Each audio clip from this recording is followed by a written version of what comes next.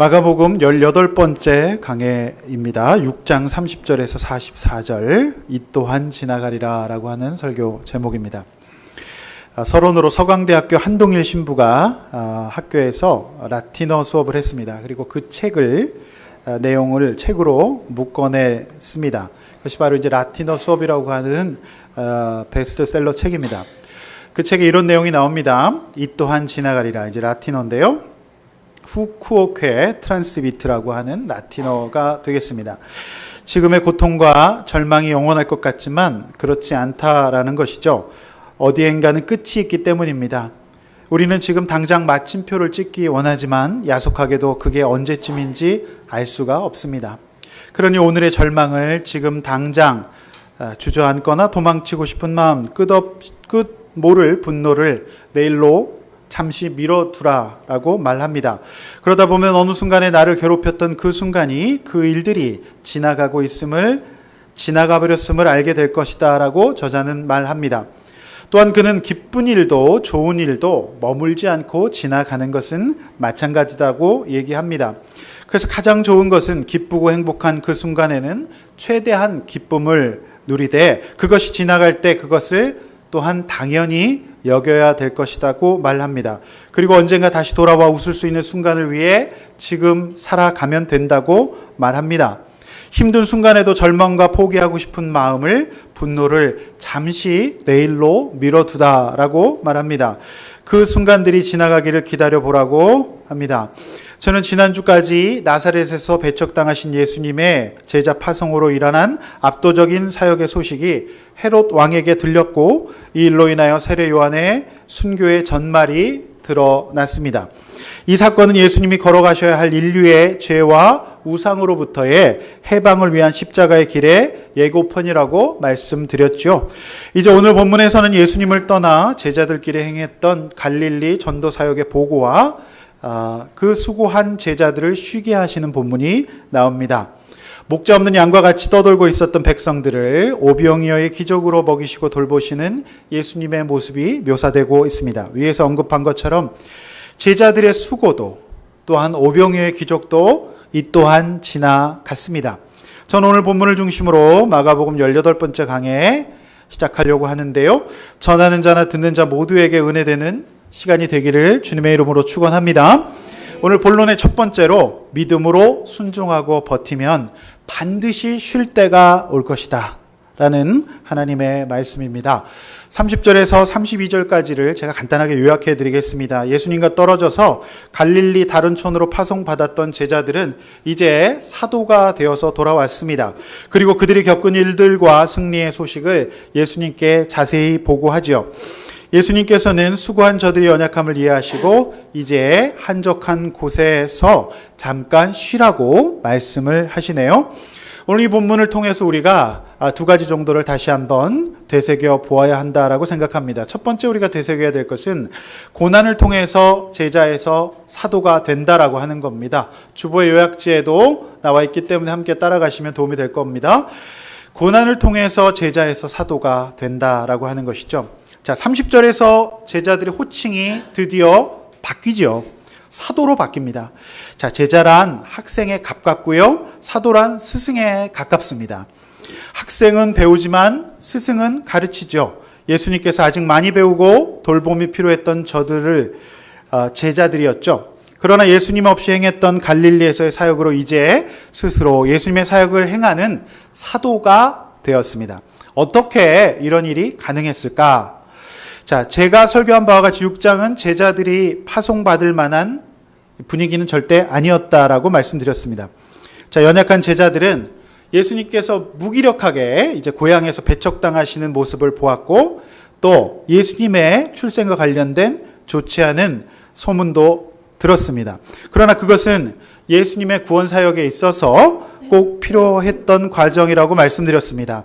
낙심하고 좌절할 수 있는 상황에서 예수님께서는 오히려 둘씩 짝을 지어서 공격적으로 파송하시는 것을 통해서 하나님 나라가 어떤 것인지를 깨닫게 하셨다라고 말씀드렸습니다.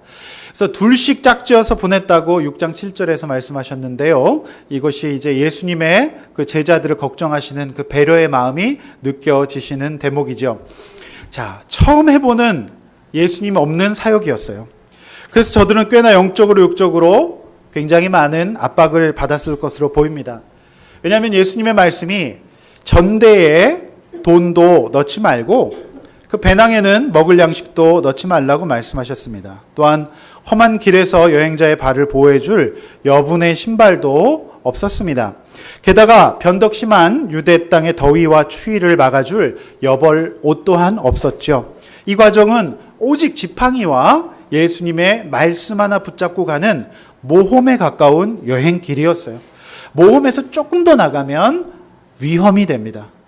그러니까 위험과 모험은 사실 한 끗 차이에 불과하거든요. 굉장히 모험적이고 위험이 느껴지는 그런 길이었을 것으로 보입니다. 자, 우리가 알다시피 등반의 과정에도 수많은 장비가 필요하죠.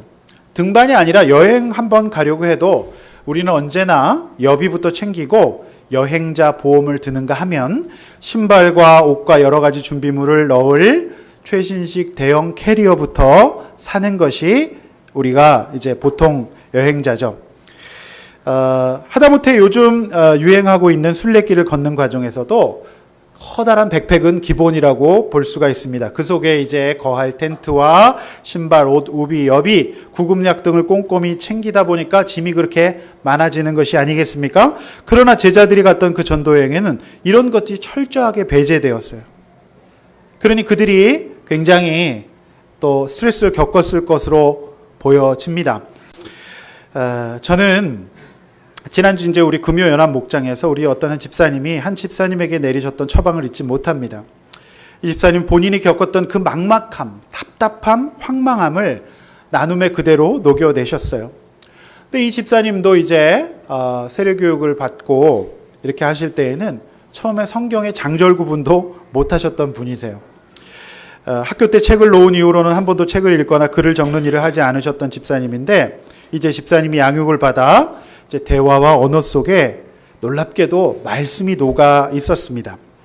우리 집사님의 어떤 집사님의 이제 도움을 청하는 나눔에 대해서 우리 그 양육받으신 집사님께서 말씀해 주실 때 저는 속으로 기도했어요. 하나님, 우리 집사님이 나누실 때 인간적인 얘기가 아니라 하나님의 뜻을 이제 새로 오신 집사님께 나누게 해주세요. 그렇게 기도했습니다. 저는 일단 사람이 변하려면 거짓이 없어야 된다고 생각합니다. 물론 아직 양육을 시작한 지 한 주밖에 되지 않았지만 저는 언젠가 집사님의 양육의 때가 차면 이제 부모님께 말씀도 드려야 한다고 생각합니다. 그 수치와 조롱당하는 과정을 통해서 죄의 유혹이 올라올 때마다 중심을 잡게 될 것이기 때문이죠. 근데 저는 이제 공감해 주시고 체휼해 주시는 이제 우리 집사님이 어떻게 저렇게 이제 제자에서 사도에 이렇게 반열에 오르셨을까? 그것은 저는 본문 6장에서 제자들의 막막한 사건, 그 사건을 그 시간을 통과하셨기 때문이라고 저는 생각합니다. 돌아오신 집사님은 그 힘든 시간에 혼자 지내시면서 죽지도 않으셨고 또 그때는 아프지도 않으셨어요. 6장 7절 이하에 보면 예수님은 제자들에게 아무런 육적 보상이나 준비는 해주지 않으셨습니다. 오직 믿음만을 요구하셨어요.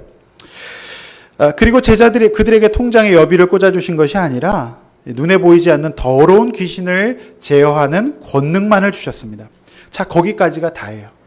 물론 기본은 주셨어요. 입고 있는 신발과 옷, 지팡이가 전부였습니다. 사실상 맨몸으로 간 것으로 봐야 되겠죠. 자, 여러분 같으면 어떻게 하시겠습니까? 그 길을 가실 수 있으실까요? 자, 오직 믿음만이 요구되는 그 길, 두렵고 힘들고 무서운 길입니다.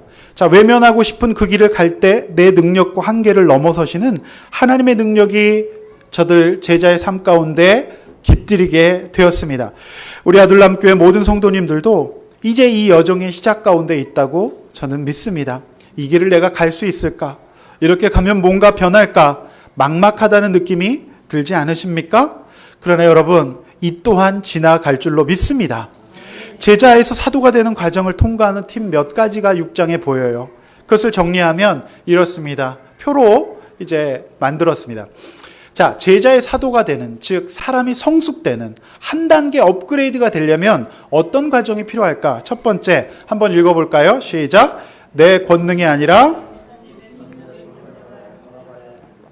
내 권능이 아니에요. 예수님의 권능을 봐야만 그 여행길에 승리할 수 있어요. 두 번째는 읽어볼까요? 시작. 하루하루 최선을 다해 살아가고 내일 일은 내일 염려해야 돼요. 10절 말씀이죠. 그저 머물 수 있는 곳에서 머물고 내일 예약이 안 돼 있더라도 그날 하루하루 최선을 다해 살면 됩니다. 세 번째, 11절 말씀에 근거해서 주님 믿고 당당해야 돼요.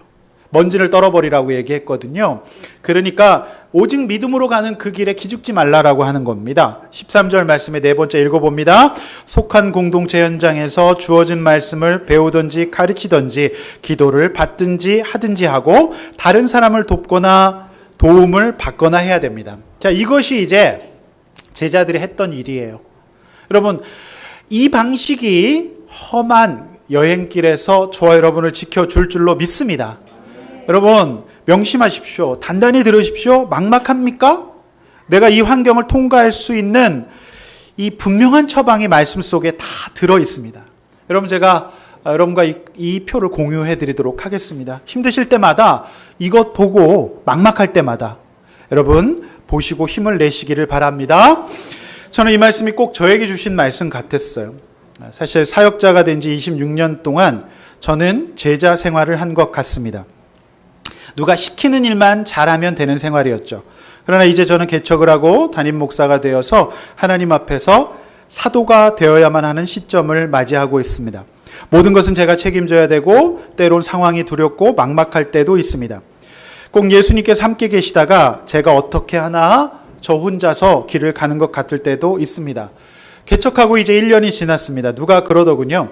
지난 설립 예배 때 수건을 보시고 5월 12일 날이라고, 처음으로 예배 드리기 시작한 창립 기념일은 3월 첫 주지만 정확히 1년 전에 노회의 공식적인 허락을 받고 설립된 날이 바로 오늘입니다. 모르셨죠? 네.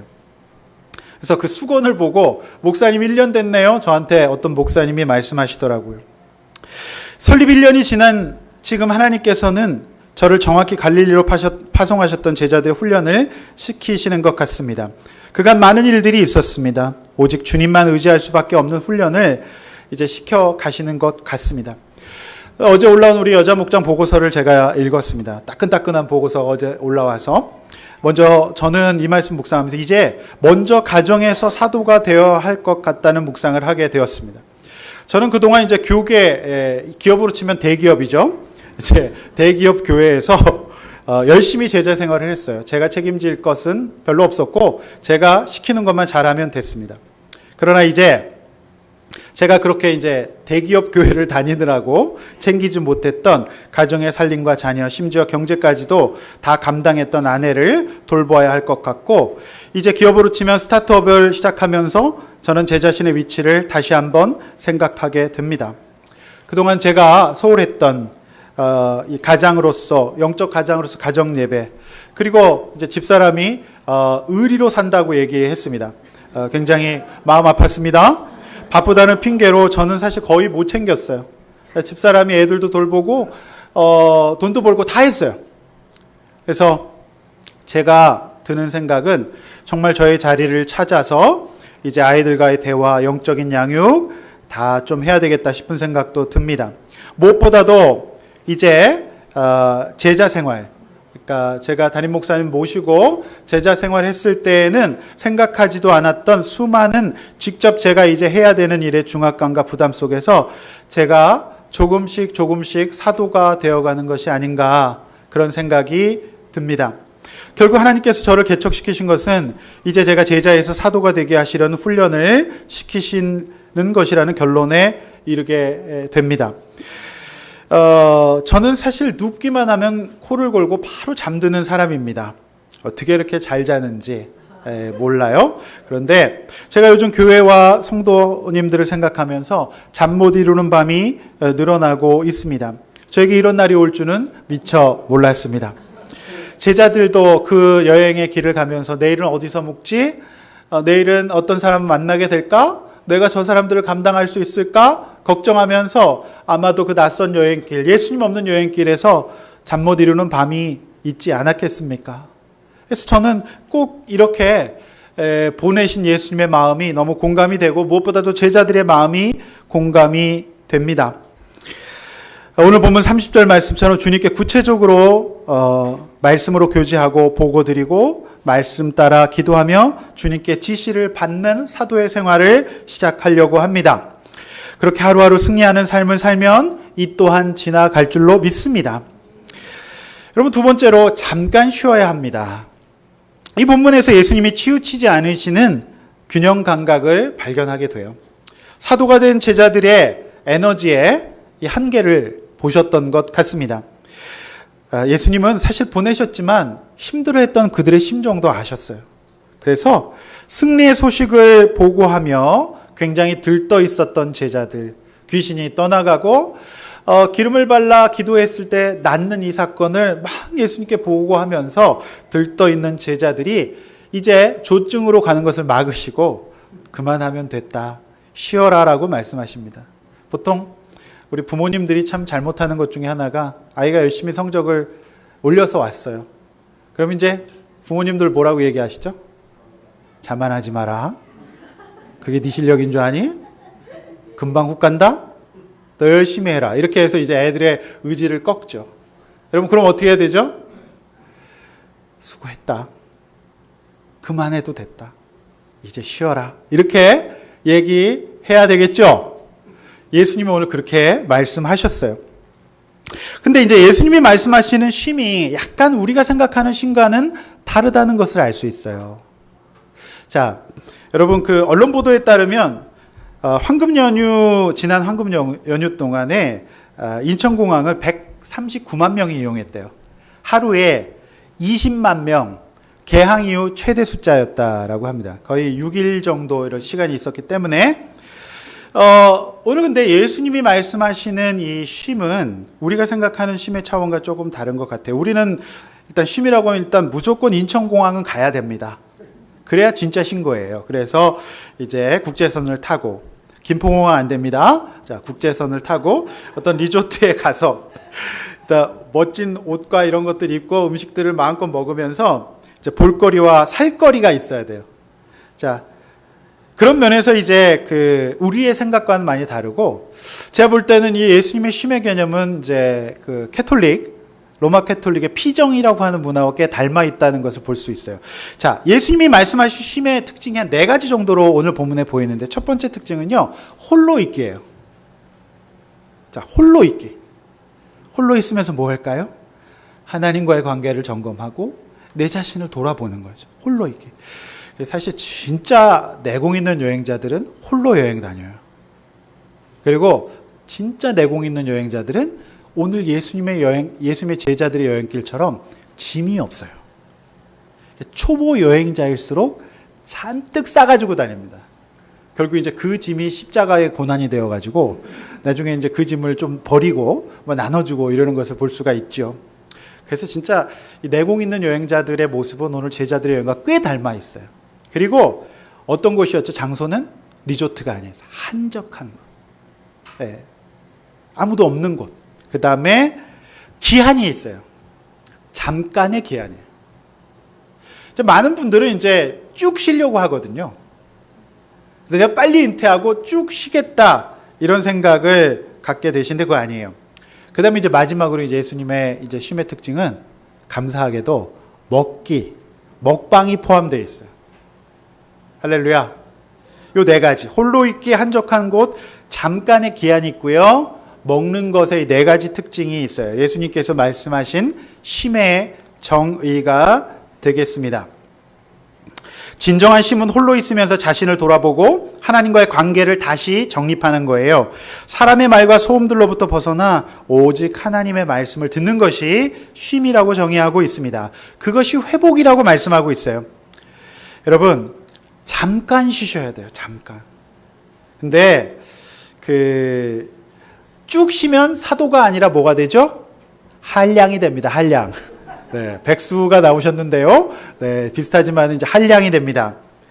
자, 자, 쭉 계속 쉬는 게 목적이 아니라 사명을 감당하는 데 필요한 충전의 요소로서의 쉼이 진짜 쉼이다라고 하는 거예요. 사람들은 그래요. 나는 이제 쉬고 싶다고, 이제 은퇴해서 쉬고 싶다고. 그런데 그것이 인생의 목적일 수 없는 게요. 쉼이요. 이내 또 다른 일이 되어요. 그래서 여러분 정말 쉬어보십시오. 힘듭니다. 그래서 제가 볼 때는 이 세상에서 정말 어려운 게 노는 거.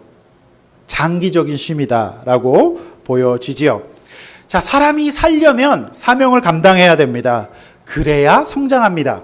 그래야 살아납니다. 이 일을 더 잘하기 위해서 충전의 개념의 쉼이 예수님이 말씀하신 쉼인 줄로 믿습니다. 자신을 위해 음식 먹을 겨를 수 없었다고 성경에 기록되어 있거든요. 아마도 갈릴리 사역 가운데 별다른 대접을 받지 못했던 것으로 보여요. 그들은 이제 좀 먹어야 합니다. 그래서 오늘 본문에 따라서 감사하게도 오늘 우리 교회 옆에 맛있는 뷔페집이 생겨서 푸짐한 한식 뷔페를 마음껏 드시도록 하나님께서 양육하시느라고 수고하셨다고, 또 먼 곳에서 예배드리러 오시느라고 수고하셨다고 오늘 하나님께서 뷔페 먹고 쉬라고 은혜 주셨는 줄로 믿습니다. 마음껏 식사하시길 바랍니다. 한 번 드시면 안 됩니다. 정말 풍성하게 드시고 우리 가시길 바랍니다. 그래서 오늘 첫 번째 대지에서 우리가 나눠야 될 것은 나의 막막한 제자 생활은 무엇인가요? 자, 예수님이 지시하신 방법대로 이 또한 지나갈 줄로 믿습니까? 그리고 예수님이 말씀하신 방법대로 쉬고 있는지를 한번 점검해 봤으면 좋겠습니다. 내가 생각하는 쉼과는 무엇이 다른지, 여러분 생각했던 쉼이 정말 쉼이 되셨는지 한번 나눠보시기를 바랍니다. 오늘 두 번째 대지로 믿음으로 순종하고 드리라라고 하는 겁니다. 빈들에서 뷔페를 먹게 된다라고 하는 거죠. 재밌는 이제 주제문이기 때문에 한번 같이 읽어볼까요? 시작.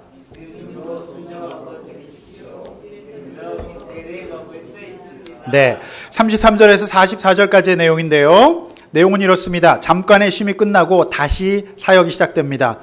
복음이 필요했던 자들이 몰려들었기 때문이죠. 목자 없는 양 같았어요. 그래서 예수님께서는 쉬고 싶으셨지만 다시 저들을 가르치셨습니다. 그리고 저녁이 되었어요. 그곳은 빈들이었어요. 밥때가 되었습니다. 각자 사 먹게 하자는 제자들에게 예수님은 너희가 주라고 말씀하시죠. 제자들이 알아보니 손에 쥔 것이라고는 떡 5개와 물고기 2마리밖에 없었습니다. 이것을 가지고 예수님은 하늘을 우러 축사하셨고 기적이 일어났고 5,000명이 다 배불리 먹고도 12바구니가 차게 남았다라는 것이 오늘 본문의 두 번째 제지의 내용이 되겠습니다. 그렇다고 한다면 저는 오늘 본문에서 또 세 가지를 다시 한번 우리가 묵상해야 될 중요한 거리들을 발견하게 됩니다. 첫 번째로 무리들을 불쌍히 여기시는 예수님이에요. 무리들을 불쌍히 여기신다. 자, 유대인들은요, 내적으로는 율법을 지킴으로 구원을 얻어야 된다는 유대교의 어떤 지킬 수 없는 율법에 시달렸어요. 그래서 우리가 알다시피 율법을 온전히 지킬 수 있는 사람이 어디 있습니까? 또 권세로 세상을 지배할 수 있다고 전파했던 로마의 학정에 시달렸어요. 그러니까 안팎으로 누구도 돌봄을 받을 수 없었어요. 이 둘 사이에서 이스라엘 백성들은 지쳐갔고요. 그들은 급기야 이들의 상태가 목자 없는 양과 같은 상태가 되었어요. 이것이 예수님이 저와 여러분 또 당시 유대인들을 보았던 예수님의 시각이었어요. 자, 이 대목에서 우리가 묵상할 것은 저와 여러분의 상태를 예수님께서 정확히 알고 계신다라고 하는 겁니다. 하나님 정확히 아세요. 정말 힘들 때 누가 내 힘든 것을 조금이라도 공감해 주어도 우리는 힘이 되거든요. 예수님께서는 목자 없는 양과 같이 저들의 그 연약함, 안타까움을 이제 공감해 주셨어요. 자, 우리 교단 이제 대한예수교장로회 합동측 교단지인 기독신문 기자가 지난주 저에게 원고 청탁을 해왔습니다. 시론을 써달라는 청탁인데요. 이런 것이었습니다. 2019년 5월 2일 얼마 안 됐죠. 자, 여성가족부와 통계청에서 발표한 청소년 통계를 바탕으로 우리 교회가 무엇을 해야 되는지에 대한 글을 써달라는 것이었습니다. 굉장히 자세한 통계인데요. 이 통계에서 가장 제 눈길을 끄는 대목이 있었어요. 사회 관계적인 측면에서 13세에서 24세 청소년이 낙심하거나 우울해서 이야기할 상대가 필요할 때 도움받을 수 있는 사람이 없다고 응답한 비율이 10.7%. 그리고 청소년의 사망 원인은요, 사고, 그 다음에 아파서 병이 들어서 죽는 애들보다 압도적으로 고의적 자해, 자살이 많았다라고 하는 거예요. 여러분, 이 통계를 어떻게 생각하십니까? 낙심하거나 우울할 때 이야기할 사람이 없는 아이들이 많은 것 같아요. 그리고 사고나 아파서 죽는 아이들보다 스스로 목숨을 끊는 아이들이 청소년 사망률 1위라고 하는 거예요. 너무 비참하죠. 그런데 이제 더 심각한 통계가 있었어요. 청소년들의 활동 참여도인데요. 참여도 1위가 뭐냐면 친목 사교단체예요. 58.7%. 그리고 2위가 취미 스포츠 레더 단체 57.8%. 자, 세 번째가 종교단체 26.8%예요.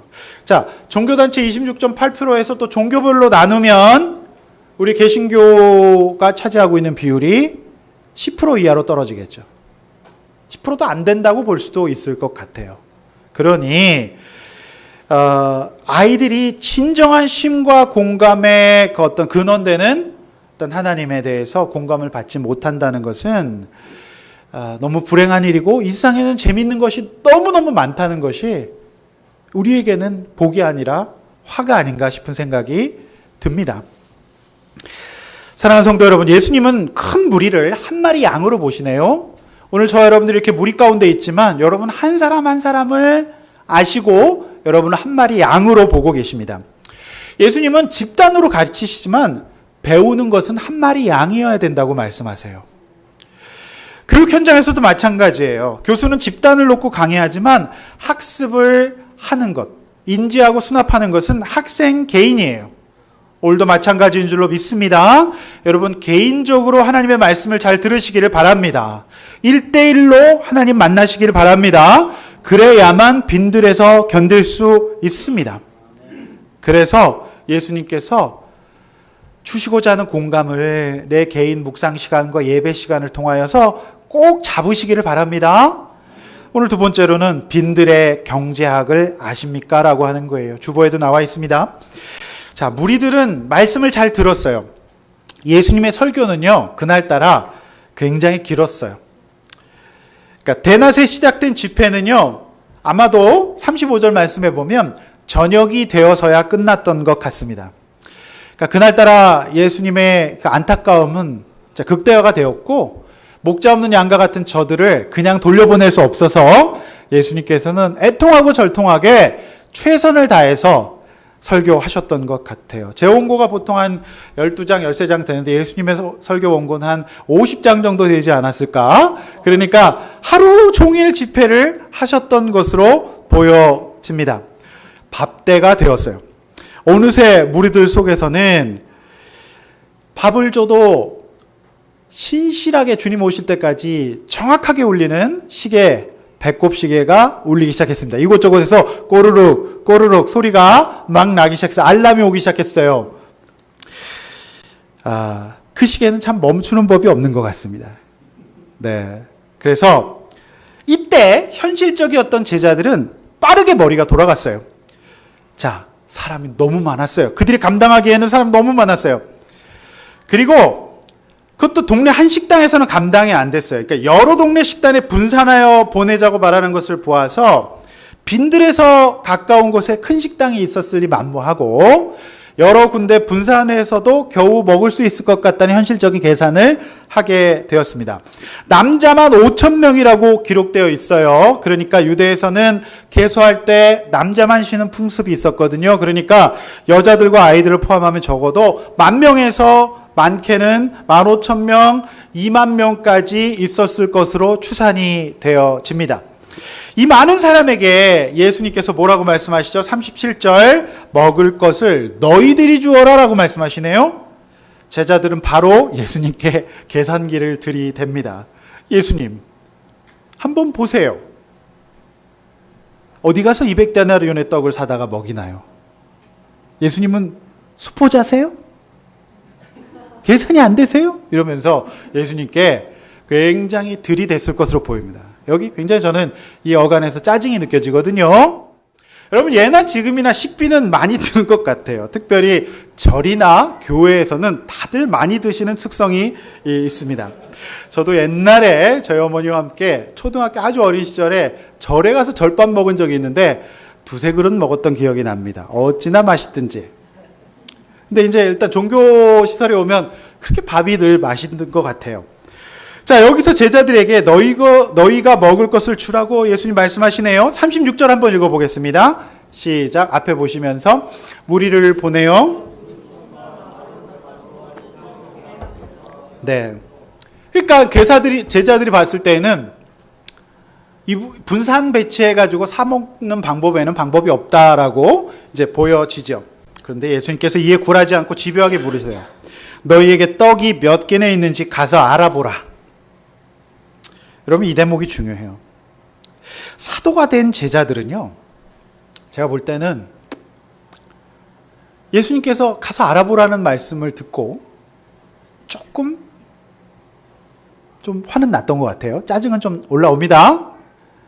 더 이제 현실적인 말을 하고 싶은데 굉장히 제가 지금 자제하고 있는 쌍비읍이라고 하는 말이 있죠. 쌍비읍 치읓에서 어떻게 되었다 이렇게 얘기를 하는데 근데 이제 제가 볼 땐 제자들이 갈릴리 전도여행을 통해서 말씀대로 하면 뭔가 이루어진다는 것을 경험했었어요. 그래서 그들은 이 대목이 중요한데 군말 안고 가서 알아봤어요. 전 여기에 신비가 있다고 봅니다. 이때 짜증내거나 예수님을 비난할 수도 있었을 것 같아요. 그러나 그들은 가서 무엇이 있는지 알아보았어요. 전 이것이 이제 순종이라고 생각합니다. 그래서 오병이어 역사에서 가장 중요한 포인트는 순종의 믿음이라고 저는 생각해요. 자, 이때가 빈들의 경제학이 시작되는 시점이에요. 제자들이 순종하여 알아보는 순간 그것은 세상 실물 경제학의 지배를 받는 곳이 아닙니다. 여러분, 경제학파에는 두 파가 있어요. 고전학파와 케인즈학파가 있다 그래요.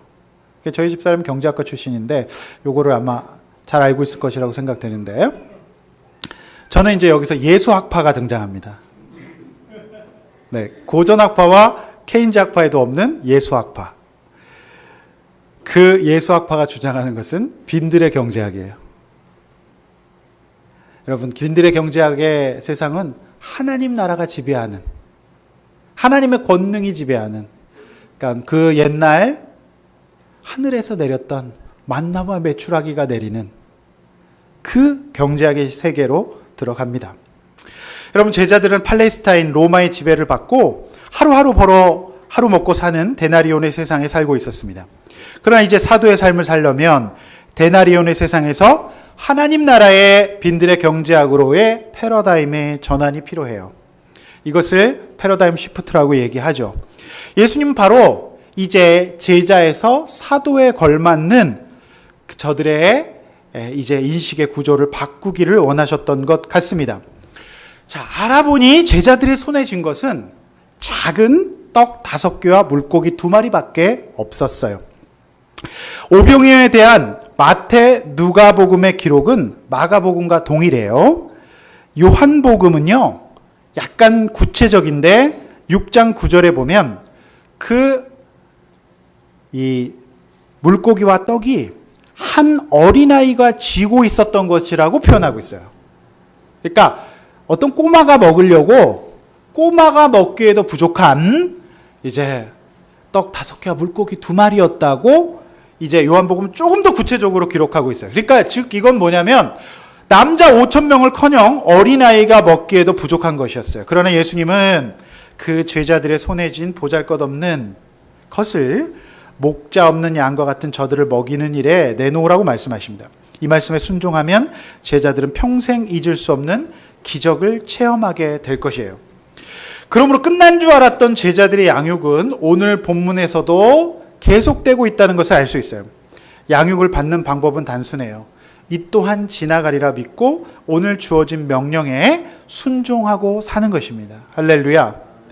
여러분, 저는 세 번째로 이 천국잔치의 구경꾼이 되지 말고 주인공이 되라라고 하는 것입니다.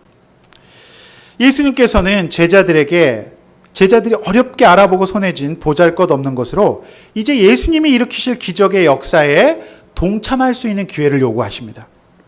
허락하십니다. 지상 최대의 이벤트, 오병의 현장에 사람들의 줄을 세우는 역할을 하세요. 저는 여기서 이제 옛날 말로 이제 예수님이 이 제자들을 기도로 세웠다. 여기서 기도는 기도하는 거 아닙니다. 옛날 일제시대 들어온 말인데, 이 기도를 세운다. 아시죠? 어디 좀 가보셨나 봐요. 기도 있는데. 여러분, 그 기도는요, 극장이라고 하는, 공연장이라고 하는 일본어예요. 그래서 기도를 세운다는 것은 뭐냐면, 그 극장 앞에서 질서를 정리시킨다든지, 이제 표를 판다든지, 그런 사람은 이제 옛날 말로 이제 기도를 본다, 이렇게 얘기를 합니다. 오늘 예수님께서 오병이어 역사 현장의 제자들에게 기도를 세우시네요. 그래가지고 50명, 100명씩 이제 따로 앉게 만드세요. 즉 그들이 구경만 하는 사람이 아니라 그들이 줄을 세워 앉히게 함으로 말미암아서 예수님의 사역에 동참하도록 말씀하세요. 자, 39절을 다 함께 한번 읽어보겠습니다. 시작.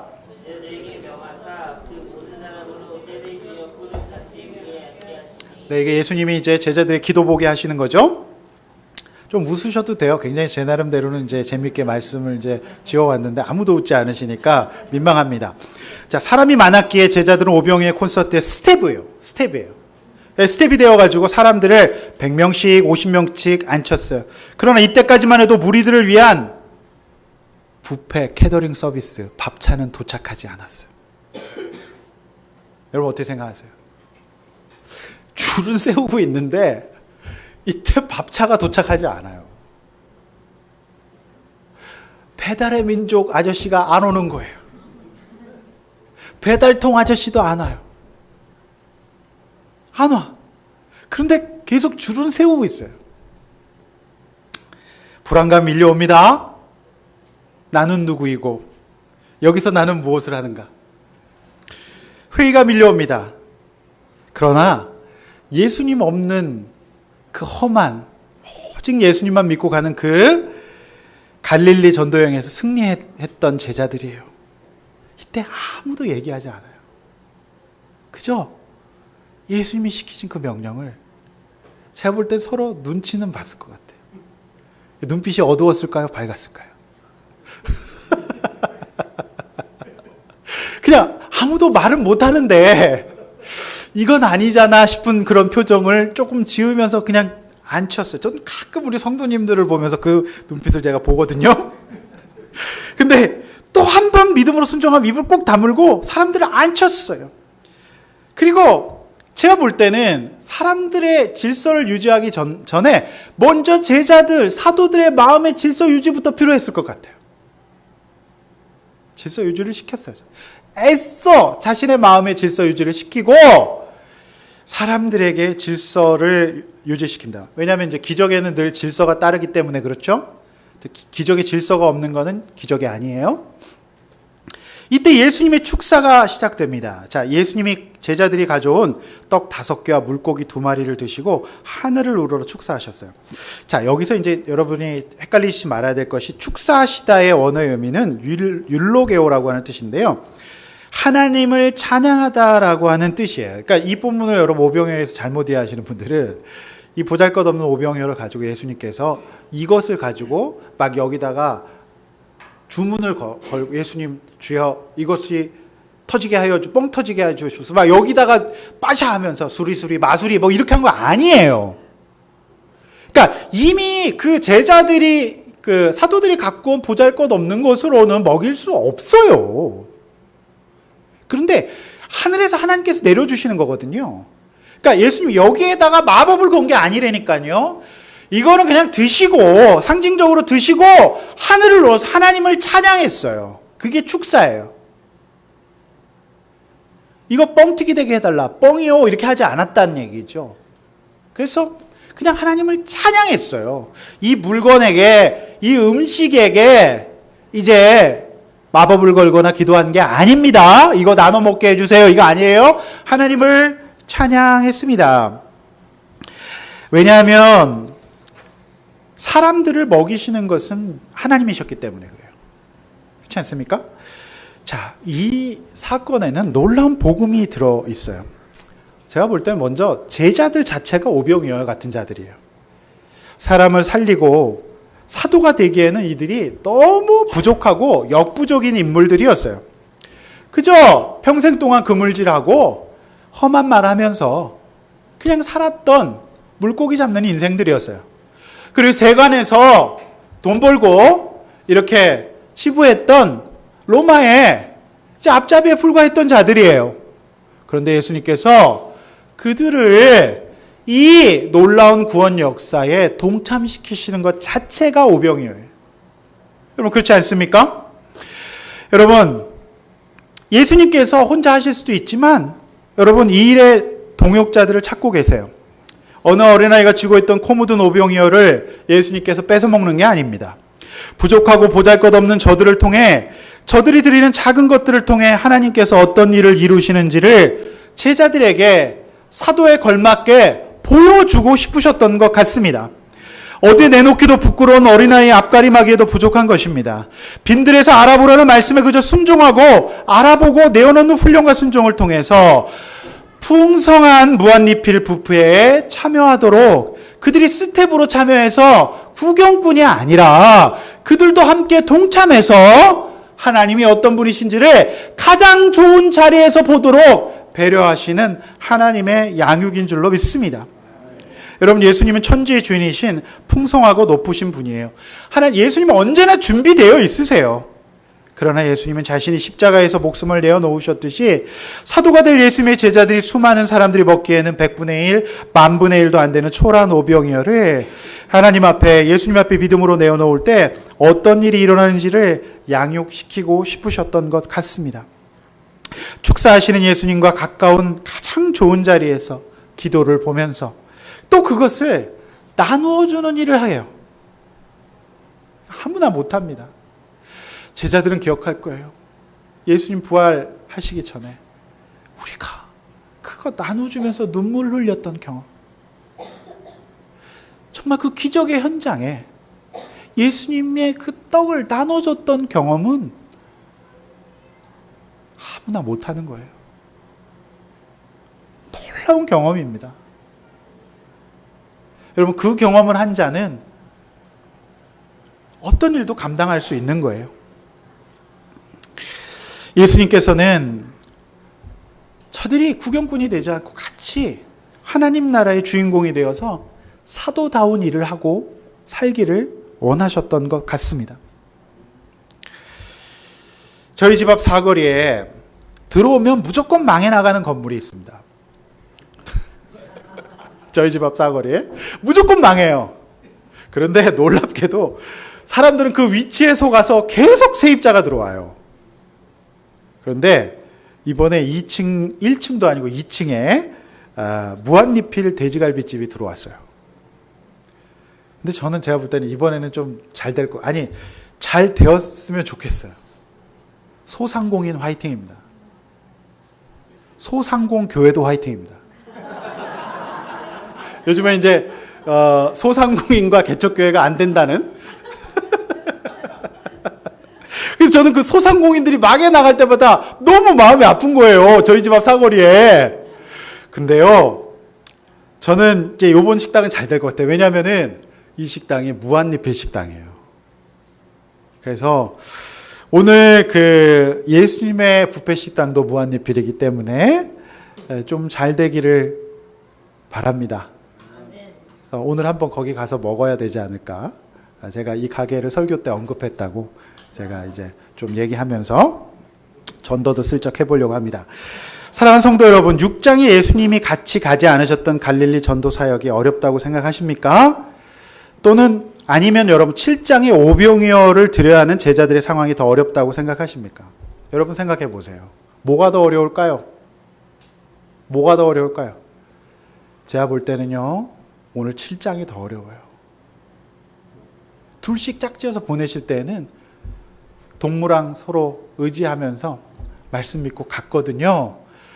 근데 오늘 2만 명이 모인 압도적인 상황에서 오병이어의 현실은 6장보다 더 어려웠을 것 같다는 생각이 들어요. 여러분 그렇지 않습니까? 뭐가 더 어렵다고 생각하시나요?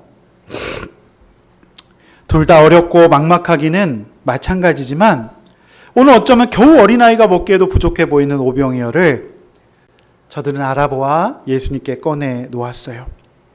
그리고 당장 눈앞에 음식이 없는데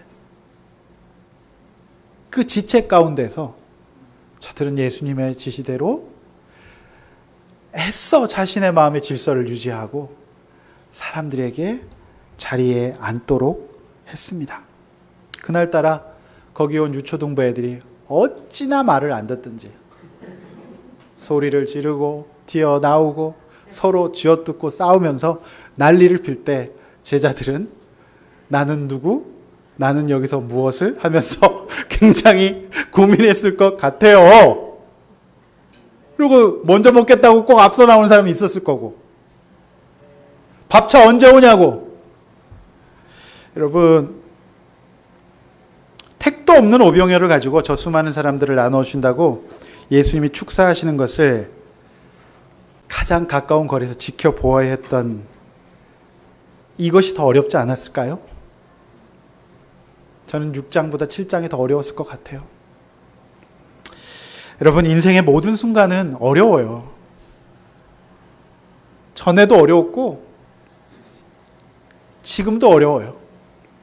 어쩌면 앞으로도 어려울 거예요. 수많은 무리들과 초라한 오병이어 사이에서 갈등만이 충만합니다. 그러나 과거는 지났고 오늘만이 존재해요. 감사한 거죠. 지금 처해진 상황 가운데 하나님의 오르심을 믿고 하루하루 순종하며 믿음으로 살면 여러분 이 또한 지나가리라고 믿습니다. 아멘. 그러므로 내일 일까지 염려하지 맙시다. 다만 오늘 내가 믿음으로 순종하며 살면 시간이 지나도 잊을 수 없는 놀라운 빈들부패의 풍성함에 도착하게 될 줄로 믿습니다. 나도 모르는 사이에 내공이라는 것이 나에게 붙게 될 줄로 믿습니다. 그 오병이어를 가지고 있어봐야 어차피 부족해요. 다 못 먹어요. 쥐고 있어봐야 마르고 쉬어 빠진 것밖에 못 먹습니다. 그러나 믿음으로 예수님께 내어놓을 때 모두가 배불리 먹고도 남게 될 줄로 믿습니다. 이렇게 한번 나눠보십시오. 적용해 보십시오. 목자 없는 양 같은 나를 불쌍히 여기시는 예수님이에요. 나는 말씀 묵상과 예배에서 위로받고 있나요? 어린아이 한 명이 먹기에도 부족한 오병이어 같은 나의 물질과 시간을 다른 영혼을 위해 믿음으로 예수님께 내어놓고 있습니까? 여러분 그렇게 하셔야 됩니다. 지난 중국 청도 유스코스타에 강사로 오신 탄자니아 박상현 선교사님의 설교를 들으며 은혜를 제가 많이 받았어요. 제가 한번 언급한 바 있지만 탄자니아 선교사로 일하고 계시는데 강도가 들어서 자기 딸을 납치하는 거예요. 그런데 어떤 제자가 딸을 놔두고 나 대신 데리고 가라 해서 다음날 그 제자가 시신으로 발견되었어요. 그래서 그 선교사님은 빚진 마음으로 그 나라의 복음을 지금도 전하고 계시는 그런 선교사님이었어요. 얼마 전 그 선교사님이 책 한 권을 저에게 보내오셨어요. 이 선교사님은 대머리로 범상치 않은 외모를 가지고 계시거든요. 그래서 가끔 스님으로 오해를 받기도 한데요. 근데 이 스님이란다. 이 선교사님의 책 제목이 범상치 않아요. 삶이 말한다예요. 삶이 말한다. 자, 이분 책에 선교는 인생의 11조가 아니다라는 내용을 인용해 드립니다. 선교를 놓고 볼 때 두 가지 오해를 말한다 그래요. 보내는 선교사, 인생의 11조. 이 말에 함정이 있다고 얘기해요. 선교사님은 일찌감치 청소년 시절 선교사가 되기로 결심하고 그 결심을 흔들리지 않도록 주위 사람에게 많이 말하고 다니셨대요. 고등학교 2학년 때라고 합니다. 선교사가 되겠다고 노래를 부르던 내게 어느 날 선교사님의 어머니가 이렇게 말씀하셨어요. 상현아, 일단 좋은 대학 가고 좋은 직장 들어가서 돈 많이 번 다음에 빚 다 갚고 나서 선교지로 향하는 선교사를 돕는, 보내는 선교사를 하면 어떻겠니? 그게 좋지 않겠니? 그렇게 얘기했대요.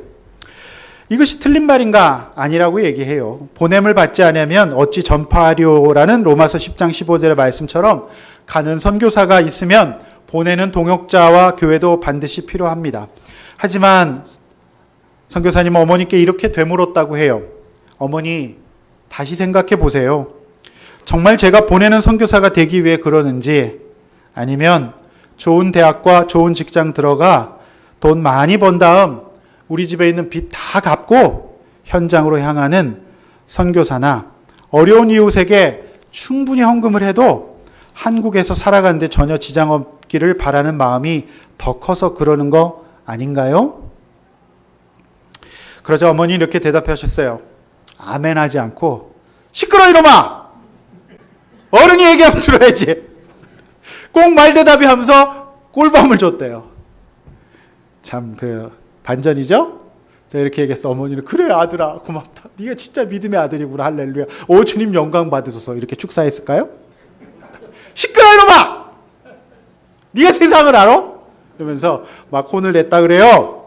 근데 그로부터 일주일 후 어머니는 내가 하고 싶은 대로 해라 라고 하셨습니다.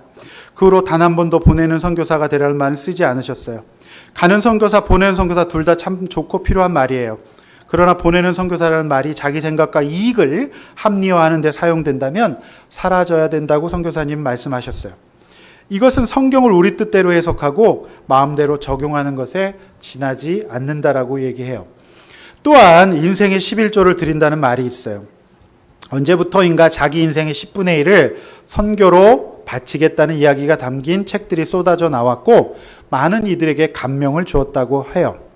그러나 한편 듣고 지나가기에는 불편한 구석이 있다고 해요. 선교사로서 선교 훈련을 받을 때 선교 훈련에 참여하게 된 계기와 앞으로의 과거를 나누는 시간이 많았다고 합니다. 모두 비슷한 말을 했다고 해요. 제가 이제 인생의 11조를 주님께 드리기 위해 이 남은 인생 선교 훈련 받기로 했습니다. 인생이라고 하는 이 시간의 11조를 주님께 드리는 것으로 선교지에 가서 헌신하는 것, 그 마음 자체는 정말 귀하죠. 그렇지 않습니까? 선교지로 향하거나 선교적인 삶을 결단하는 것은 세상이 추구하는 많은 것을 포기했다는 말이기도 하기 때문에 그래요. 그러나 선교사님은 본인이 말할 순서가 됐을 때 용기를 내 이렇게 얘기하셨다고 해요. 솔직하게 말해서 왜 인생의 11조만 드리는지 이해할 수 없습니다. 그것도 왜 하필 마지막에요. 젊을 땐 자신을 위해 모두 쏟아부었다가 할 것 다 해보고 자식 다 키운 다음 왜 마지막에 인생의 11조를 논하십니까? 비겁합니다. 그렇게 얘기했다고 해요. 선교사님이 이렇게 얘기합니다. 당돌했다. 하지만 내가 그렇게 말해야 되는 이유는 분명했다. 우리는 언제나 인생의 전부를 하나님께 드려야 하기 때문이다. 물론 나이가 든 뒤 예수님을 인격적으로 만나 헌신하는 분에게는 해당되지 않은 반론이지만 언제부터인가 한국교회와 선교지에 자연스럽게 사용되는 인생의 11조라는 말이 다음 세대에게 그대로 답습될까 두렵습니다. 젊을 때는 자기가 원하는 일을 마음껏 하고 자신에게 유리한 말씀을 적용하는 것, 그렇게 살아가는 것이 무섭습니다. 일단 돈 좀 벌고 결혼도 하고 자리 좀 잡고 애들 교육 마치고 그렇게 자기 생각을 주님 주신 생각이라고 합리화하다가 결국 뒤늦게 깨달아 인생의 11조를 드리겠다고 외칩니다. 이 말에 청년들이 혹할까 두렵다라고 선교사님은 말씀하셨어요. 가진 것도 없고 열정밖에 없는 20대 초반에 10대의 선교사님이었지만 오병이어 같은 그의 연약한 것을 드렸을 때 탄자니아에서 가장 중요한 역할을 하는 수많은 영혼을 살리는 오병이어의 역사의 현장에 그분이 서게 되신 것은 하나님께 전부를 드린 사람만 할 수 있는 은혜였다고 믿습니다. 여러분, 어차피 오병이어 다 못 먹어요. 그거 쥐고 있어봐야 배 부르지 않습니다. 하나님께 인생의 전부를 내어놓을 때 우리 하나님 앞에 풍성한 뷔페 먹는, 천국 뷔페 먹는 저와 여러분 되었으면 좋겠습니다. 말씀을 맺습니다. 꼭 죽을 것 같은 숨막히는 훈련을 통과하면 제자에서 사도로 성장합니다. 그리고 예수님은 저들에게 꿀맛 같은 쉼을 허락하셨어요. 이 쉼은 이전의 쉼과는 다른 차원의 쉼이었습니다. 또한 예수님은 목자 잃은 양과 같은 백성들을 불쌍히 여기셨어요. 오병이어의 기적을 통해 예수님은 제자들이 하나님 나라의 사역에 주변인이 아니라 주역으로 함께하기를 원하셨습니다. 예수님은 보잘것없는 오병이어를 두고 기도하신 것이 아니라 하나님을 찬양했다고 말씀드렸습니다. 물론 하나님이 전적으로 하신 기적이었어요. 그러나 분명한 것은 오병이어의 역사는 바로 저들이 알아보고 예수님께 내어드린 오병이어로 시작된 것이 팩트입니다. 사랑하는 성도 여러분, 하나님께서 저와 여러분이 하나님 나라의 주역이 되기를 원하십니다. 세상의 경제학의 지배를 받아 그저 내가 쥐고 있는 말라 비틀어지고 쉬어버린 코 묻은 어린아이의 오병이어를 먹고 사는 삶에서 나오십시오. 이제 예수님과 함께 풍성한 빈들의 부패에 동참할 시간이 되었습니다. 우리 시간에 찬양하고 기도하시겠습니다.